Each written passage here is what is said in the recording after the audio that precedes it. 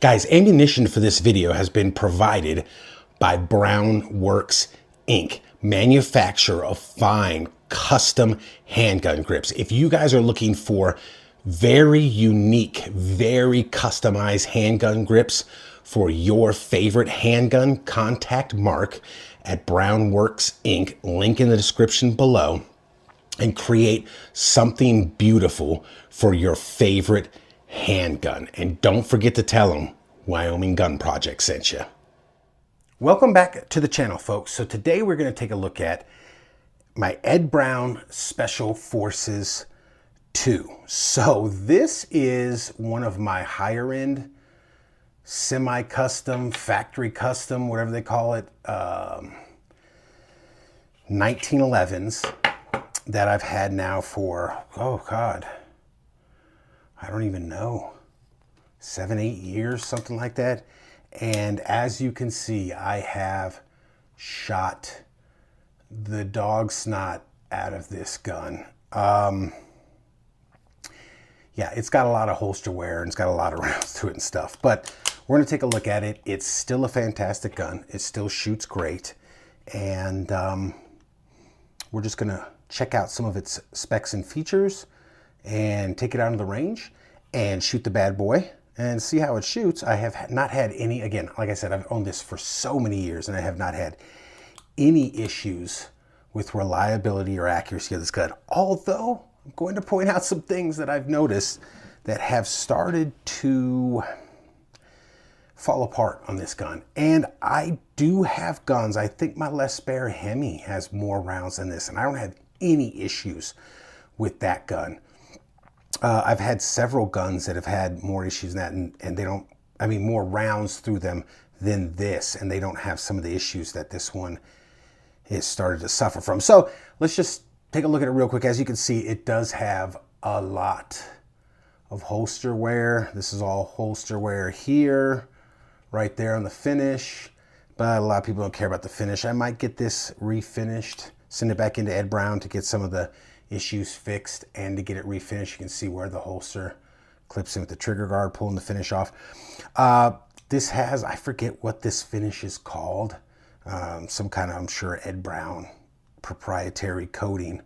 But let me show you, I do want to show you some. It's not the most durable, but as you can see let me zoom in right here on the, so you see these scratches right here. And if you notice, it's not an idiot scratch because there's where the takedown lever is, and that's on there, and it goes the wrong direction. Idiot scratch would go curve that way. This is from magazines, along with this, and I'll show you what I mean by the magazines. Here's the bag that the Ed Brownes, at least they used to. The two Ed Brownes that I bought all come with this Bulldog pistol case mag. And as you can see, like, look how this one has torn over the years. But as you can see, it's kind of, the mags just kind of flop around in here, right? So they have a tendency, here's one laying down on the thing. So they have which I think came from over here, yeah. So they have a tendency to, they're not secured very well, and they bounce out of the thing. And I think somewhere in here or whatever, I threw it in the bag, put it in the bag, and it hit all these magazines and scratched the crap out of it right there. So that's where these scratches on this side came from. And, you know, other than that, it's standard. It's got the Special Forces 2 golf balls, you know, stippling on the front strap and on the back. I think that's what denotes the 2. I think the Special Forces 1 had like a different elongated type of, you know, stippling on the front and back rear, you know, rear mainspring housing. Standard mag release, extended single side thumb safety. As you can see, the finish is wearing off here. You know, it's pretty much just a standard. I think these are Trijicon night sights on this gun. It's pretty standard 1911 stuff. Now, I'm going to go through and do some of the checks that I do normally on 1911s. These are for like some of the people that haven't seen my videos before. So if you have and you don't want to watch it, just skip ahead a little bit and we'll continue on. But I'll push down on the barrel to see if that checks how well it's fitted into the lugs and if the link is correct on this one. And look, there is movement in there. Okay, there is movement, and I have two $300 T-Sauce that have no movement. I got Colts that have no movement. There's movement in there. You might be able to even hear it. All right, there's movement in there. Thumb safety, positive, on, off. There is no play down. This is a fantastically fit thumb safety. And if you know me and familiar with my channel, that's one of my pet peeves. It's fantastic. Grip safety, what's the engagement? About 50%. That's, in my opinion, that is perfect. Does it work? As you saw, yep. Does the thumb safety work? Yep. And then we push up on the hammer to see if it falls. It does not. So hammer hook to sear engagement is good. Does it rattle? Let's try.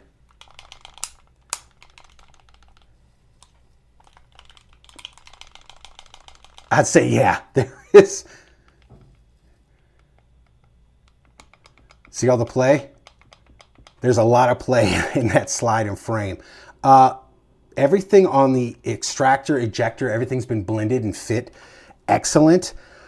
But this gun does have some issues. So let me take it apart and show you exactly. I might have screwed up and I have to get the wrench for this thing because it is still tight. I will give you that. Let me get the wrench out of the bag right quick. I will give this gun that. The bushing, fit, and lockup is excellent on this gun, where it still requires a bushing wrench. And why does this not? Oh, there we go. So it still requires a bushing wrench to get the bushing off because it's pretty tight. But I wanted to show you certain things. Now, I do have the shock buff in here, which probably needs to get changed. And as you can see, I didn't clean the gun. So let me show you something.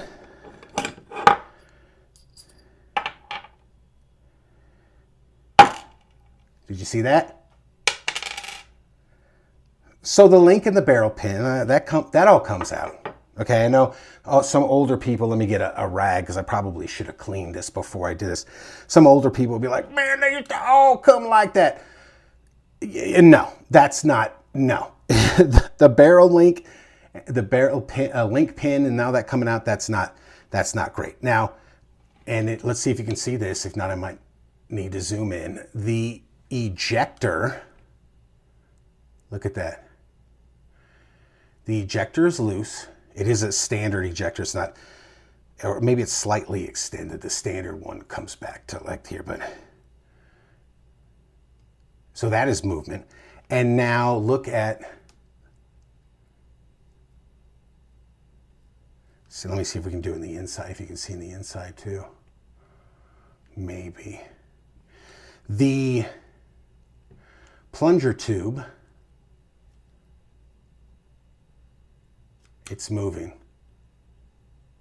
There we go. So the plunger tube is loose. The ejector is loose. The link and barrel pin fall right out. Yeah, I think this one, now again, I have not had any reliability or any accuracy issues with this gun, although maybe it goes in from the other side. There we go. Although I think it is time for it to go back to Ed Browne. So she's still running like a champ, but I can see some definite, you can see some definite issues in there that if left unchecked or unrepaired could be catastrophic. Guys, I also want to say one thing about, again, I didn't clean it, but if you've seen some of the other 1911 manufacturers, they will cut corners inside their guns. Ed Browne, I will give it to him. They usually don't do that. They look pretty darn good inside as far as the machining goes and stuff. Now, does that really matter? To some people, yes. To some people, no. Because it's like, as long as it's reliable and stuff like that, what does it matter? And I get that. Did the barrel pin come out? See, I had been dealing with this. This is one of the problems with the barrel pin shifting. Reassembly is a pain in the dick because you got to make sure that that pin doesn't come out and block you from being able to reassemble the gun. So let me zoom out. So there's some of the issues, current issues I'm having with this gun. Now, if I didn't state it before, the gun did not come with those issues. The gun did come with this, though. That side rattle and, oh, you need that rattle for reliability. No, bullshit. I'm calling bullshit right now because I have owned 3 or 4 Les Spares in my life, and I currently own 2. And one of them was so tight, you had to pop it on the muzzle to unlock it, to then be able to load it.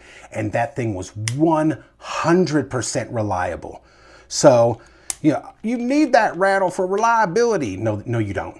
No, you don't. And on a custom, custom high-end or semi-custom, whatever you want to call it, Ed Browne, high-end 1911. Now, when I purchased this like 8 years ago, this was like $2,700 for this gun, which was a lot back then. I haven't looked them up recently, but I'm sure they're probably close to $4 grand, some crazy shit like that. So, but the other stuff did wear out and crop up later. The barrel pin falling out, the loose plunger tube spring, and the loose ejector. But let's get a weight and a trigger pull and see what we're working with here. All right, this is a full-size stainless 1911, so it's 36.53 ounces, and this is not the factory supplied Ed Browne mag. This is actually a Les Spare mag, 38.69. So you're almost close to that 40-ounce mark of full-size 1911. And I will say, I will give it to this trigger has always been fan-freaking-tastic on this gun, man. And we're about to find out if it's still that way. 262.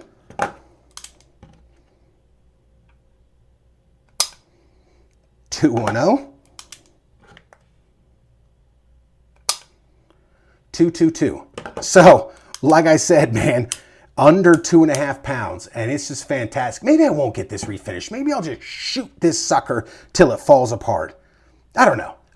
But we are definitely going to take it out and shoot it now. But let me show you the trigger. There's the take up just a tiny bit. Let me zoom in here. Look at this. That's the take up. Tiny, tiny bit of movement. Take up.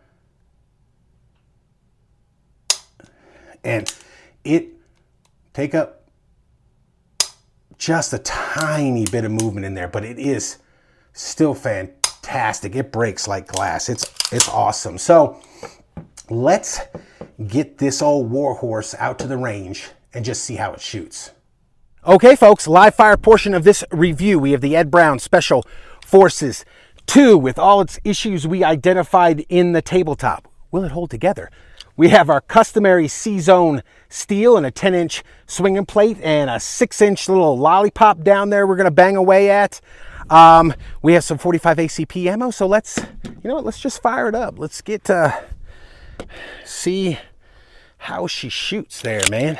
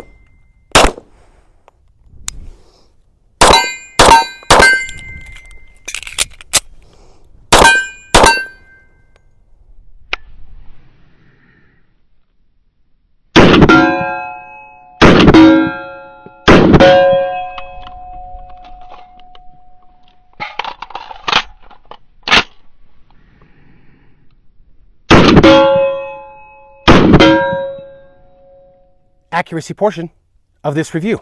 We got our Ed Browne Special Forces 2.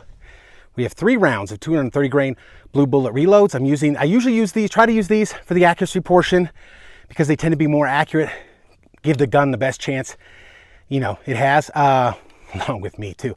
3-inch shoot and see. We're gonna go back 7 yards and just see how it shoots.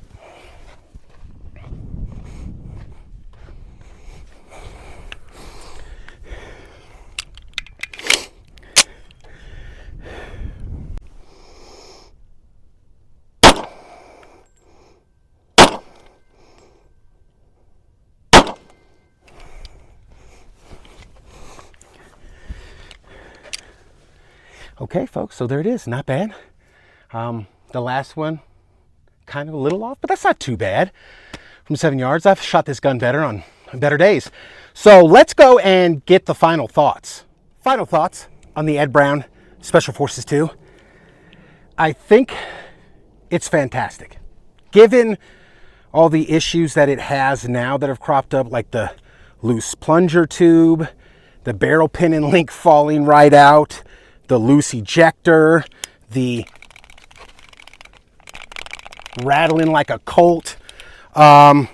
It's still a great gun. It's been super reliable for me all these years. As you saw, it's pretty darn accurate. Probably could have been shot better on a better day for me, having a better day. I do want to mention, little side note, this whole time I was using a Les Baer mag in an Ed Browne, a Les Baer 1911 mag in an Ed Browne, and the one I reloaded with was a Ruger mag. So, you know, it works great. It's been my experience. It's worked great with all kinds of different mags. All the finish issues I pointed out was from all the years of shooting, like holster wear, when I dropped it in a mag. The bag, like, they don't secure the mags very well, so they could bounce out and lay around, and I dropped it in and missed the side pouch, and, you know, as discussed, scratched it. All those happened, all these scratches right here happened at once. This has been holster wear from Kydex holsters over all those years. So despite all the issues, again, rattly as hell, despite all the issues that have cropped up over the years with this gun, it wasn't like that in the beginning when I bought it. Just me shooting it a lot, it happened. Despite all that, I still think it is a great gun. And maybe one day I will get it back to Ed Browne for them to fix all that stuff. But if I do, I'll let you guys know. So thanks for watching.